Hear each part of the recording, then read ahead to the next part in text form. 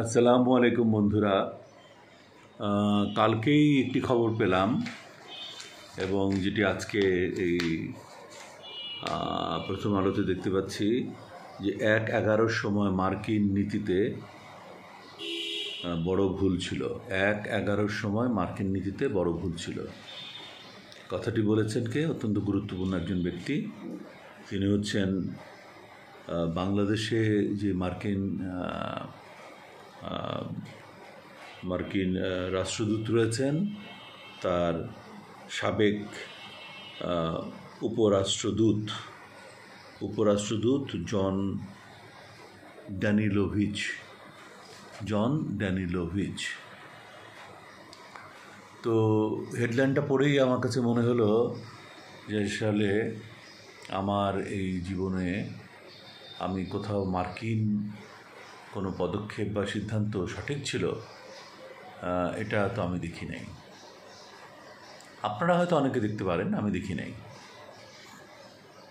আমি যদি আমাদের দেশ স্বাধীনতার যুদ্ধের সময়ের কথা বলি, 1971-এর কথা বলি, তখন কি মার্কিন নীতি সঠিক ছিল?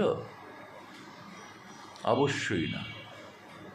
এবং ওটা বাংলাদেশের বিপক্ষে মার্কিন যুক্তরাষ্ট্র দাঁড়িয়েছিল। আমরা যদি দেখি 75-এর শেখ মুজিবের হত্যা, এর পেছনেও অনেক তথ্য বেরিয়ে আসে, যেখানে দেখা যায় যে মার্কিন একটা গোপন ইন্ধন ছিল সেই হত্যাকাণ্ডের পিছনে।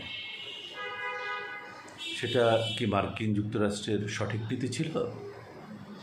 আমি শেখ মুজিবের হত্যাকাণ্ড বা হয়েছে সেজন্য আমি দুঃখ প্রকাশ করছি না, সেটা তখন কাম্য ছিল।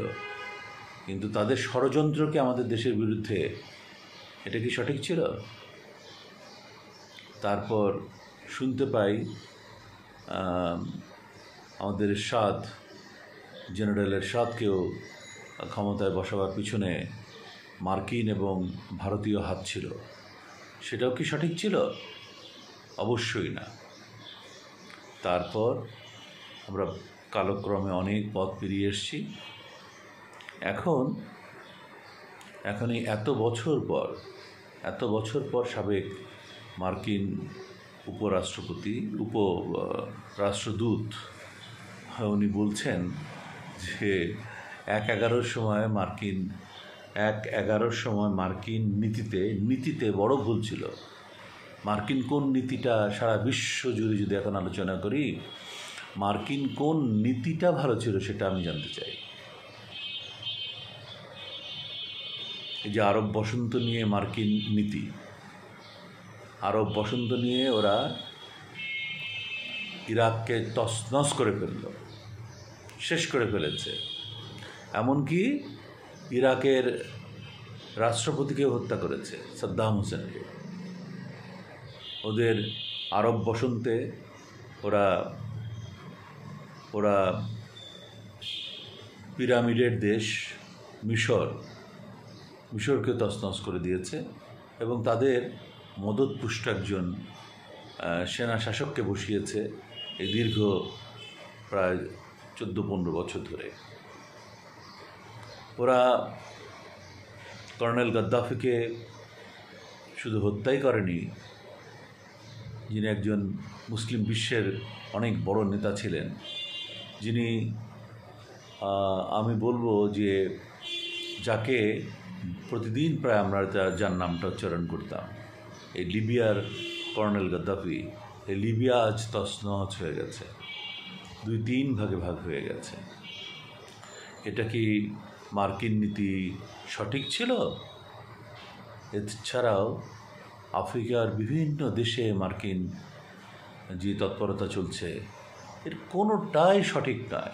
সমস্ত রং ট্র্যাকে তারা চলাফেরা করে, রং ট্র্যাকে বিশ্বকে পরিচালিত করে তারা আজ সাধু সাজতে চায়। ওরা আফগানিস্তানে দীর্ঘ বহু বছর সংগ্রাম করেছে, যুদ্ধ করেছে আফগানিস্তান দখল করার জন্য। আমি এছাড়া অন্য কোনো উদ্দেশ্য দেখি না। এবং লক্ষ লক্ষ লোককে তারা হত্যা করেছে। এটা কি মার্কিন মুল্লুকের সঠিক নীতি ছিল? তাদের কোনো নীতি তো কোনো দিন কখনোই আমি সঠিক দেখি নাই। ভিয়েতনামে যেয়ে তারা যুদ্ধ করেছে, এই নীতি কি সঠিক ছিল? এবং তারা যেখানে গেছে হয় মেরেছে না হয় মরেছে, কিন্তু তাদের মারারও প্রয়োজন ছিল না, মরারও প্রয়োজন ছিল না। তারা দেশের পৃথিবীর বিশ্বের শান্তি শৃঙ্খলা নষ্ট করার জন্য ওরাই যথেষ্ট। ওরা অস্ত্র বিক্রি করবে, দেশে দেশে তাদের রাজত্ব এবং দেশে দেশে তাদের আধিপত্য বিস্তার করার জন্য। সারা পৃথিবী যেন তাদেরকে ভয় পায়, সেই জন্যই তারা এগুলো করছে। এখন যেটা করছে রাশিয়া এবং ইউক্রেনকে নিয়ে তারা পুরো ইউরোপকে নিয়ে খেলছে এখন, এবং সেটা 10, 15, 20 বছর পরে বলবে ওটা আমাদের ভুল নীতি ছিল। এবং ইউরোপ যখন জেগে উঠবে, ইউরোপ যদি সত্যিকার অর্থেই প্রতিবাদ জানায়, তাহলে দেখা যাবে যে ট্রাম্পের অথবা মার্কিন যুক্তরাষ্ট্রের এই নীতি ভুল ছিল, কথা তখন তারা বলবে। আসলে আমরা এগুলো চাই না। ওরা এগুলো 100 বছর ধরে করেছে। পৃথিবী এখন জেগে উঠেছে, সবাই বোঝে। সুতরাং আমার বিনীত অনুরোধ, আমি একজন ক্ষুদ্র মানুষ, সারা বিশ্বের 7,000 ভাগের 1 ভাগ ল্যান্ড নিয়ে 7,000 ভাগের 1 ভাগ ল্যান্ড নিয়ে যে দেশ পৃথিবীতে অবস্থান করছে তার নাম বাংলাদেশ, এবং পৃথিবীর 8ম বৃহত্তর জনগোষ্ঠীর দেশ। সেই দেশের সেই বিশ্বের আমি বলবো, সেই বিশ্বের যদি মানুষ খুঁজতে হয়, ওখানে আমাকে খুঁজে পাওয়া যাবে না। বাংলাদেশেও আমাকে খুঁজে পাওয়া যাবে না এই 18-20 কোটি মানুষের মধ্যে। এত তুচ্ছ নগণ্য একজন মানুষ আমি। আমি বলছি যে আসলে মার্কিন যুক্তরাষ্ট্র যদি সহযোগিতার হাত পৃথিবীর সব জায়গায় বাড়িয়ে দেয়, তাহলে তাদের দাম অনেক বেড়ে যাবে, সম্মান অনেক বেড়ে যাবে।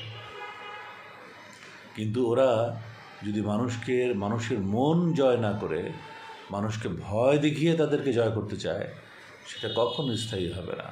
সেখানে সংঘাত অনিবার্য। যাই হোক বন্ধুরা, আজ যে কথাগুলো বললাম এগুলো আমার একেবারেই মনের কথা, এবং পেপারে সকালবেলা এটা দেখেই আমার মনে হলো যে আশ্চর্য, যা কিছু ওনারা ঘটান 20, 30, 40, 50, 60 বছর পরে ওনারা সেগুলো নথিপত্র উন্মোচন করেন এবং বলেন যে ওগুলো তাদের ভুল ছিল।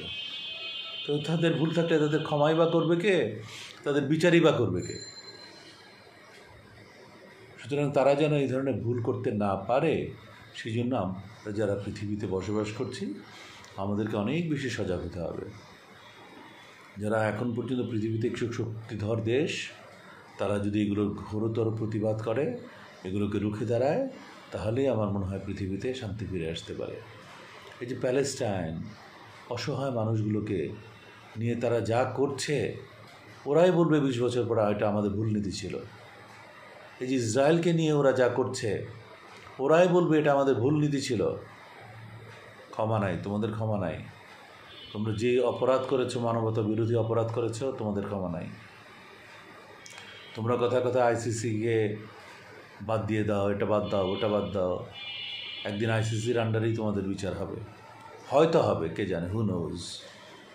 সুতরাং আমি বলি যে মার্কিন যুক্তরাষ্ট্র যদি মনের দিক থেকে পবিত্র হয়ে যায় এবং ওরা যদি সত্যিকার অর্থেই সাহায্য সহযোগিতার জন্য বিশ্বে তাদের হাত বাড়িয়ে দেয়, আমরা সবাই তাকে গ্রহণ করে নেব। কিন্তু বিন্দুমাত্র সন্দেহ যদি থাকে, আমরা তা প্রত্যাখ্যান করব, আমরা তা ঘৃণা ভরে প্রত্যাখ্যান করব। আজ এতটুকুই। আপনারা সবাই ভালো থাকুন, সুস্থ থাকুন। আল্লাহ হাফেজ।